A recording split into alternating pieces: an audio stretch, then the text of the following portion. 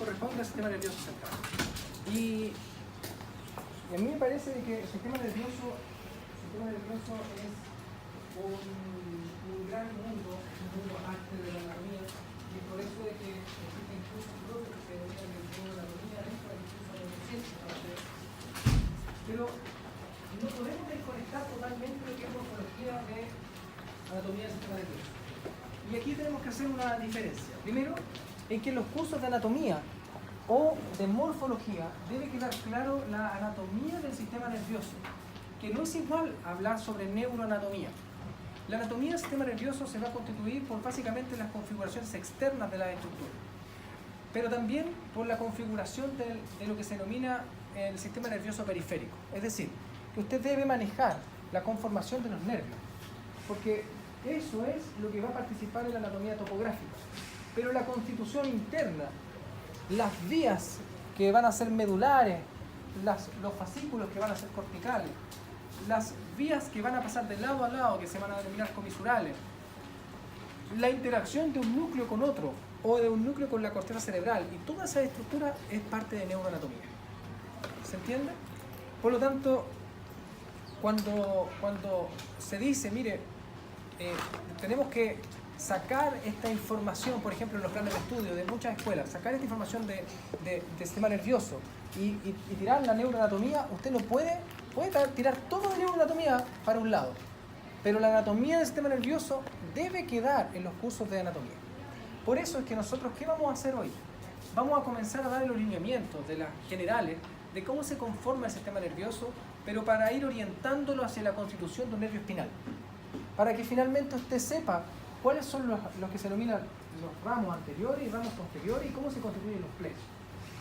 Pero desde una visión microscópica, desde una visión embriológica, para que usted entienda cómo se conformó el sistema nervioso humano. Para que después, en el próximo curso que va a tener de neurociencia, entienda ahora sí el sistema nervioso central. ¿Ya?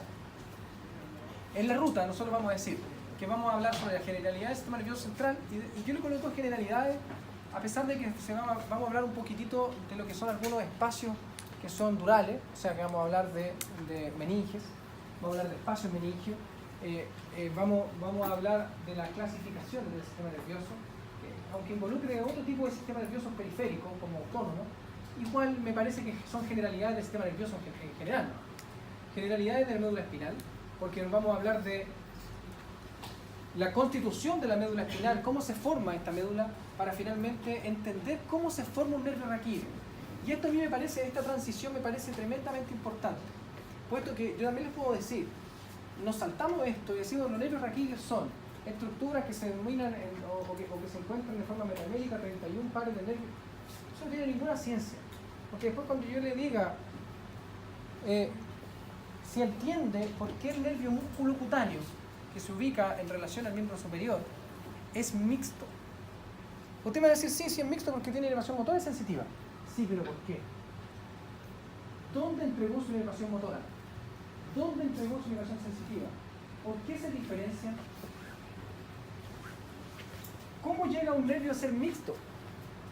¿Cómo llega un nervio a ser motor absoluto o sensitivo absoluto? ¿O cómo un nervio llega a ser complejo? Y cuando digo eso, complejo, digo, ¿cómo un nervio tiene capacidad para mover musculatura estriada, musculatura esquelética, para producir sensibilidad a la piel de la misma región y para dar inervación simpática, por ejemplo, a los vasos que van a pasar por la región del miembro superior?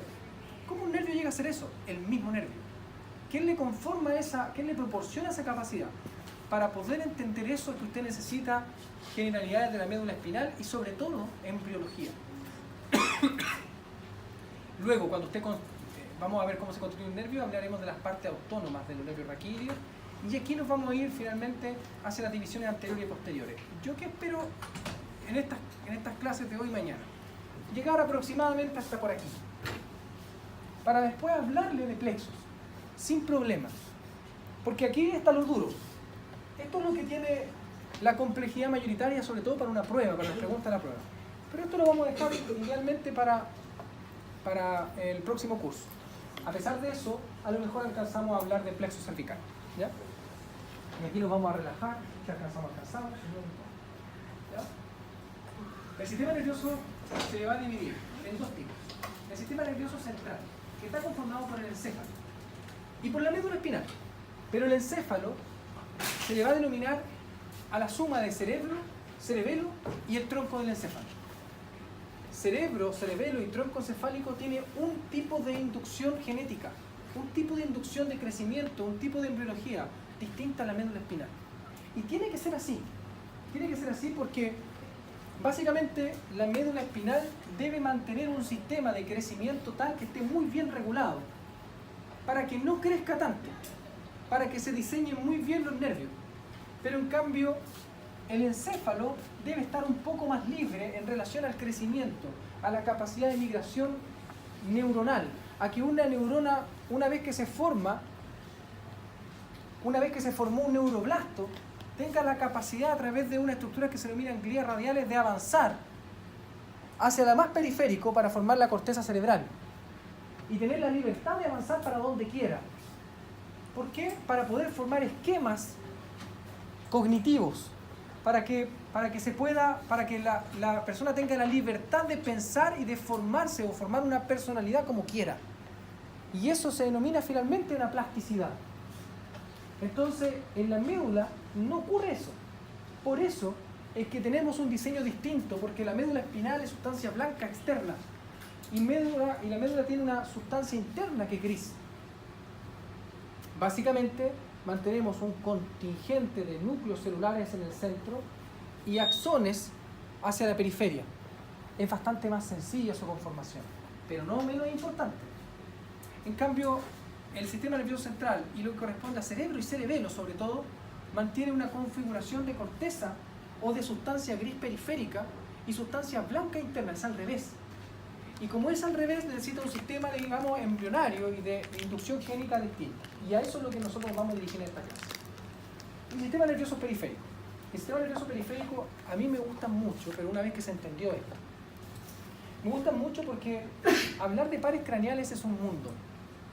Cada par craneal es un mundo. Yo le he intentado decir, a pesar de que no hemos estado en clase de sistema nervioso, que un nervio importante, por ejemplo, es el hipogloso, de que un nervio craneal es el trigémino, de que un nervio craneal es el facial, de cómo se expresan. Usted se dio cuenta, me imagino que el nervio facial era motor, ¿cierto? Era motor de los músculos faciales, perfecto. Pero ¿se acuerda que la complejidad de mover músculos faciales es lo que significaba? Pero además no solamente el motor, porque los libros siempre dicen nervio facial es motor, siguen 5 ramas. Mentira. El nervio facial ni siquiera es motor,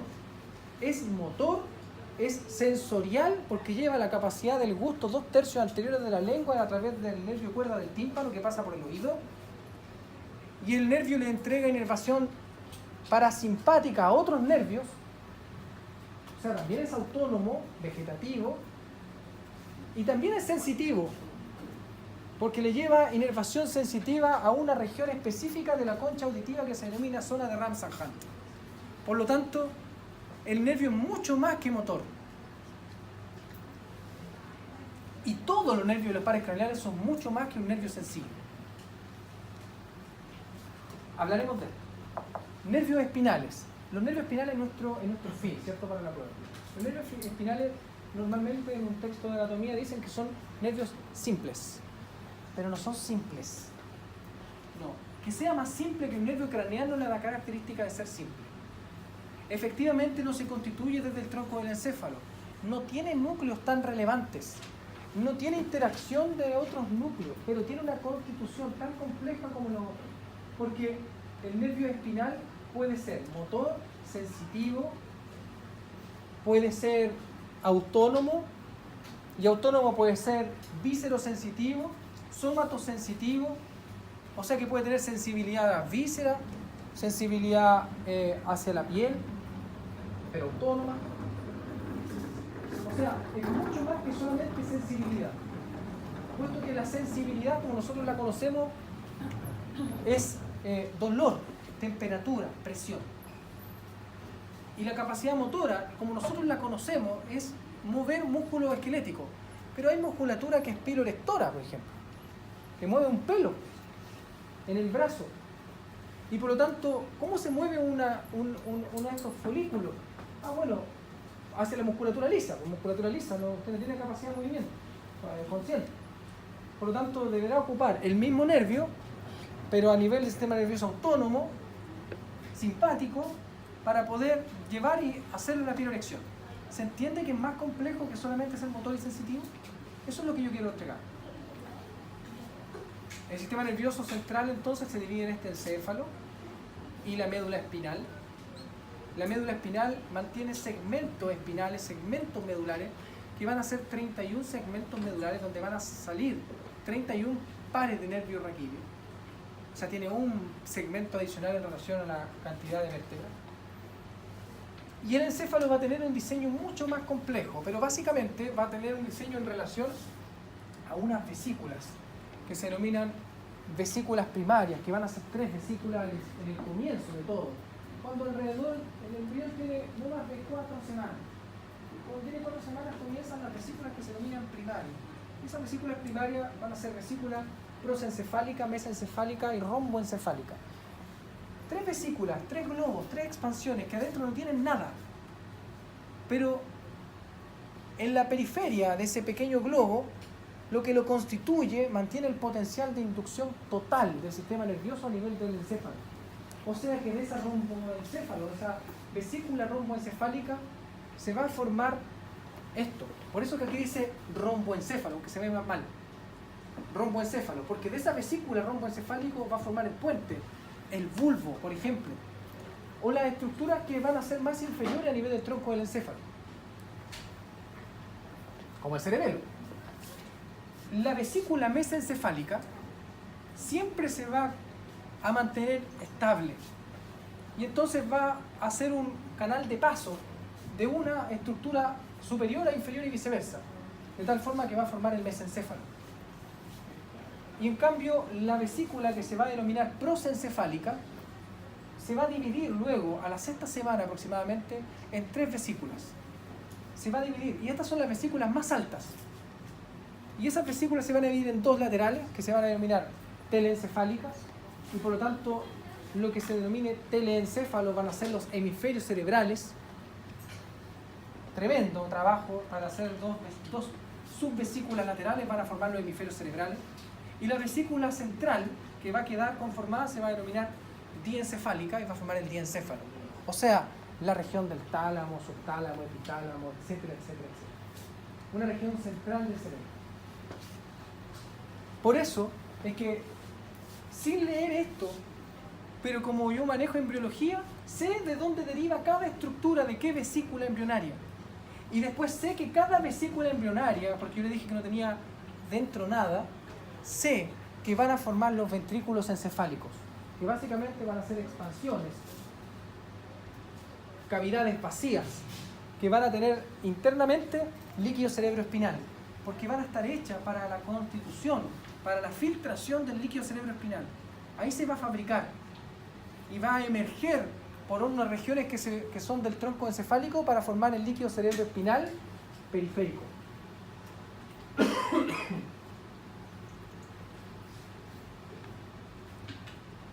Y los nervios craneales aquí decimos que son 12 y 31 nervios espinales del sistema nervioso periférico.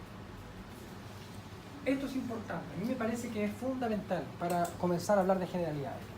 Conceptos. Hay muchos conceptos. Yo tomo los que a mí me parecen más interesantes para el estudiante.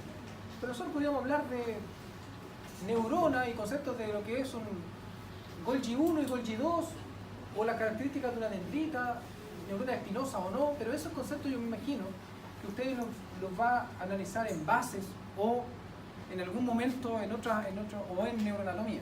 ¿Ya? ¿Qué me interesa a mí? Lo que es macroestructura. Y ahí diremos que el concepto de sustancia gris. La sustancia gris es un término genérico, o sea, es relativo y es puede ser puesto en distintos nombres de la neuroanatomía para definir una colección de cuerpos neuronales dentro del sistema nervioso central. Eso significa de que la sustancia gris puede ser un núcleo, puede ser una corteza cerebral, puede ser una corteza cerebelosa. Cualquier colección de cuerpos neuronales que se encuentre dentro del sistema nervioso central, incluso en los núcleos de la médula espinal, es sustancia gris. Así como la sustancia blanca es todo lo que sobra. O sea que la sustancia blanca básicamente son axones, colección de axones.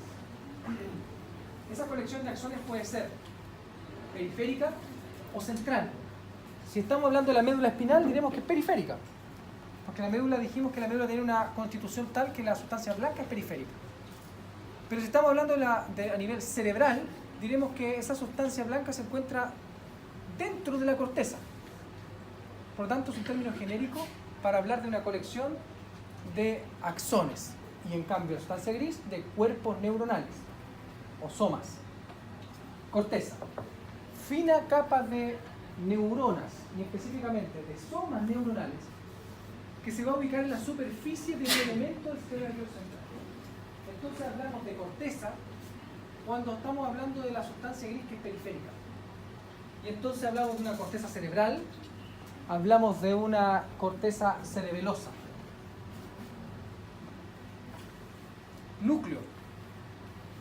Un núcleo es una masa claramente distinguible de cuerpos neuronales o somas, interneuronas y neuronas amielínicas en el sistema nervioso central, pero básicamente de somas neuronales. O sea, un conjunto de somas neuronales que estén dentro del sistema nervioso, no periférico, dentro del sistema nervioso se denomina núcleo. Entonces hablamos de los núcleos del rafe, del núcleo pontino, del núcleo amigdalino, del núcleo tálamo, etc. Todos los que se ubican dentro son núcleos. Del núcleo caudado, del núcleo claustro, del núcleo... Todos núcleos. Incluso cuando estamos a nivel de la médula espinal, hablamos del núcleo del asta anterior de la médula, núcleo del asta posterior de la médula, núcleo del asta lateral de la médula. Núcleos. ¿Por qué? Porque son cúmulos de somas neuronales dentro del sistema nervioso central. Entonces, por ejemplo, aquí estamos viendo el concepto de corteza, ¿cierto? Cerebral. El concepto de núcleo. Ahí está. O sea que aquí estamos viendo distintos núcleos.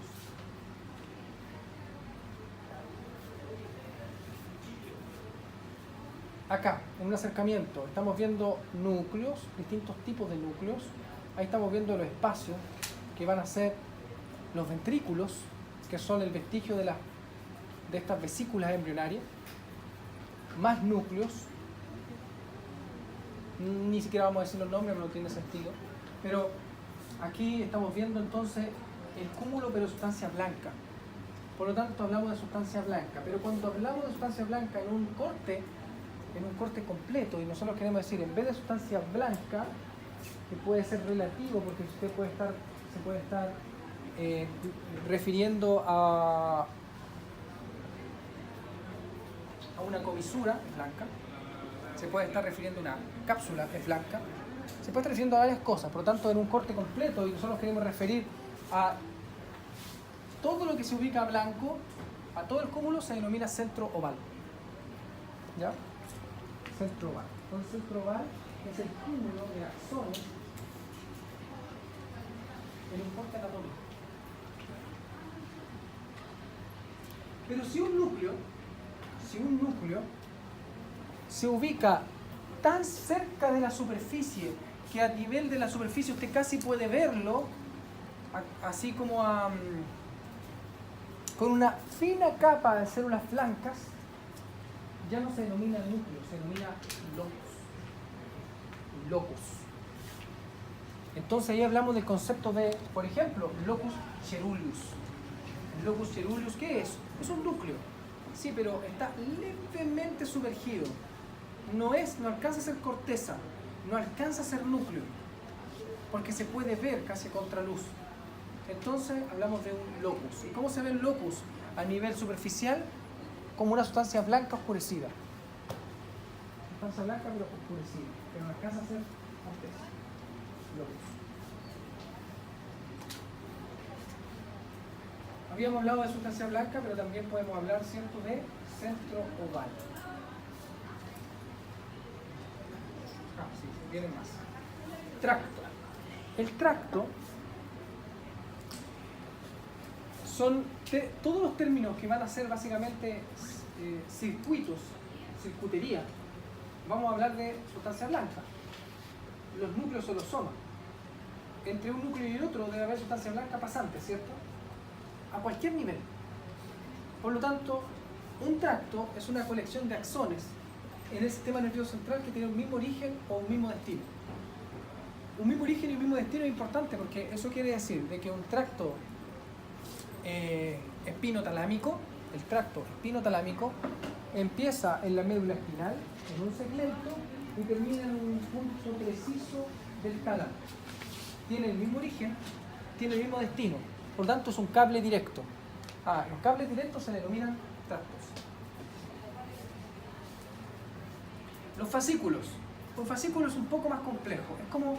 Es como cuando usted mantiene varios cables, pero les da una vuelta a través de una wincha aisladora y los mantiene en otro cable. ¿Por qué? Porque ese cable puede tener un distinto origen y el mismo destino, un distinto destino, pero el mismo origen. Pero siempre, o puede tener distinto origen y distinto destino. Como si usted en un cable que usted arma, de varios cables, tiene enchufado en un televisor, en un computador en otro lado, en un ventilador en otro lado, por ahí tiene un aire acondicionado también, y todos esos cables los junta y los lleva por el mismo cable y se los lleva a un destino común que es una zapatilla. Eso es un fascículo. Se entiende que puede tener un mismo origen pero destino final distinto, o viceversa, o ambos distintos, pero pasan por la misma región. Ese cable se denomina fascículo, es un poco más complejo, colección de axones del sistema nervioso central que no tiene un mismo origen o mismo destino. Por ejemplo, el fascículo mamilotalámico. El fascículo se ubica en el cuerpo mamilar y en distintas regiones del tálamo. Lemnisco. El lemnisco es un cable más complejo. Es un tracto aplanado como una cinta. ¿Por qué es un tracto? Porque tiene el mismo origen y el mismo destino. Pero está aplanado. ¿Para qué? ¿Usted sabe lo que es un cable plano en una CPU? ¿Nunca ha abierto una CPU? ¿Nunca ha abierto un circuito de...? Un cable plano es múltiples cables pequeños, 50 cables en un pequeño cable plano que pasa de un lugar a otro. En el sistema nervioso, lo mismo. Cable plano. ¿Para qué? Para tener una unión, una comunicación compleja de múltiples cables, pero condensados y aplanados, de tal forma que en el sistema nervioso central se denominan leminiscos. Los leminiscos van a ser leminisco lateral, leminisco medial, leminisco espinal. Y los leminiscos van a ser fundamentales en una anatomía, porque usted tiene que saber exactamente qué información lleva uno y otro. Comisura. La comisura es un grupo de axones. Se sabe de que lo que nosotros estamos definiendo son todas las sustancias ovales, ¿cierto? Son sustancias blandas. Por lo tanto, es un grupo de axones que conectan un lado y otro del encéfalo. Pero no solo eso, esto es una definición básica, sino que una comisura debe conectar un lado y otro del encéfalo, pero además debe conectar estructuras homólogas. Es decir, una comisura debe pasar conectando un tálamo al otro tálamo, pero en la misma región talámica. Debe conectar una corteza cerebral superior de la región parietal con la misma región del otro lado. Es una comisura.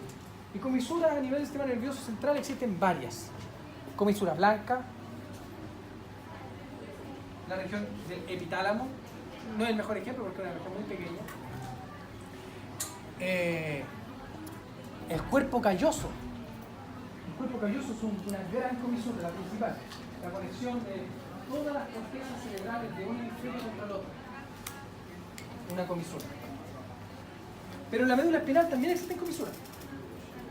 Por eso es que en la médula espinal hay una región que se denomina comisura gris no sé qué. Esa no existe. Eso no es una comisura, porque es gris. Las comisuras son axones que conectan un lado de otro. Que se vea como una unión comisural es otra cosa. Pero ese nombre no está bien puesto. Cápsula. Las cápsulas son una colección de axones que están periféricos a un núcleo. Imagínense un núcleo gris y en la periferia una cápsula. Un núcleo, miren, un núcleo. Y en la periferia una cápsula blanca, colección de axones que unen el tronco del encéfalo con el cerebro. Pero esa es muy relativo. Me parece mejor que están alrededor de un núcleo. Entonces aquí estamos viendo, por ejemplo, lo que es la cápsula interna. Eso es la cápsula interna. ¿Qué es la cápsula interna?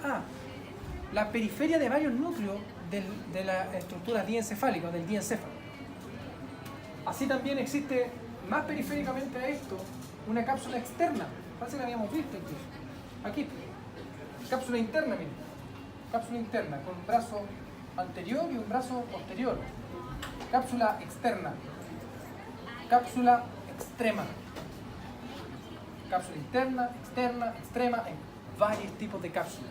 Pero ¿cuál es la estructura básica? Es que están estructuras blancas que están recubriendo un núcleo.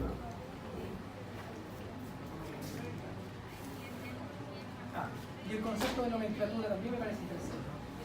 Porque aquí en el sistema nervioso se da una condición que no había pasado antes. Es que superior y anterior o rostral se pueden homologar. O sea, lo que es superior o anterior puede ser lo mismo.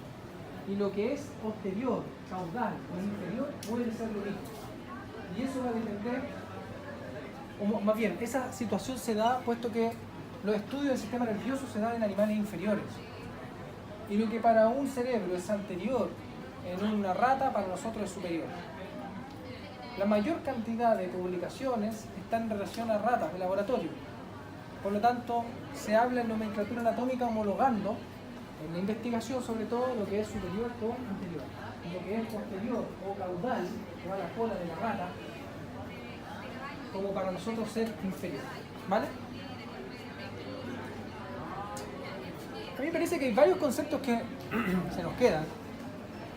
Pero yo les trato de entregar la siguiente